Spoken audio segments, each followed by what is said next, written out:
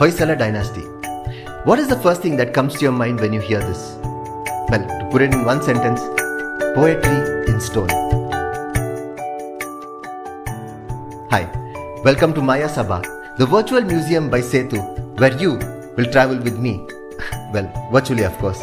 And I will bring to you the history, art, architecture of Bharat in a never seen before format. You will see these in a new perspective which was not really possible before, thanks to the latest technology called Photogrammetry, where we scan and digitize each of these monuments and use them in our storytelling process. This makes for a whole new experience which is very unique. So welcome to our first episode and I hope you like it. So let's start with the Kappe Chennigaraya Temple at Belur, Karnataka. This is a scanned and digitized version of the temple. This was commissioned by the Pattadarani or Queen Shantala Devi and built by the master sculptor Jakkanachari. As with all the sculptures of Hoysala, this temple too was sculpted using soapstone. Due to this, all the carvings are very detailed and intricate.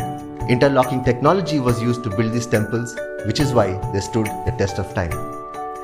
Compared to other temples, this temple is much smaller and less ornate and appears to be a prototype. Coming to the other part of the temple, this is called a Dvikuta shrine as there are two Garbhagruhas in the temple. Hence, there are two entrances to the temple as well, one in the north and one in the east. Please check out my future episodes where I'll be covering temple styles, carvings in more detail. Now, the temple rests on a raised jagati or a platform. The lowest part of the wall is called a pita or an adhisthana.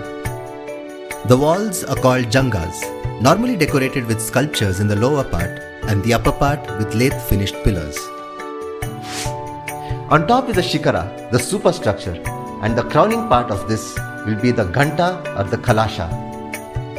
Unfortunately, these are missing in most of the temples, probably because they were built using brick and mortar. Now it's time for some trivia. Do you know the reason why the temple is prefixed with the name Kappe? Jakkanachari, who is a genius and hailed from Kridapura in present-day Tumkur district, had a son Jakkanachari, who followed him and started to work for him without his father's knowledge. As Jakkanachari was carving the statue of the deity Chennakeshava for the temple, Jakkanachari informed him of a flaw in the deity. When asked to prove it, a hole was drilled and a frog jumped from inside the belly of the sculpture. A frog is called Kappe in Kannada and hence Kappe became the part of the temple's name. Look out for more podcasts where I'll be covering the exteriors and interiors of various temples built by the Hoysalas and other dynasties. So stay connected by liking, sharing and subscribing to the channel. Thank you.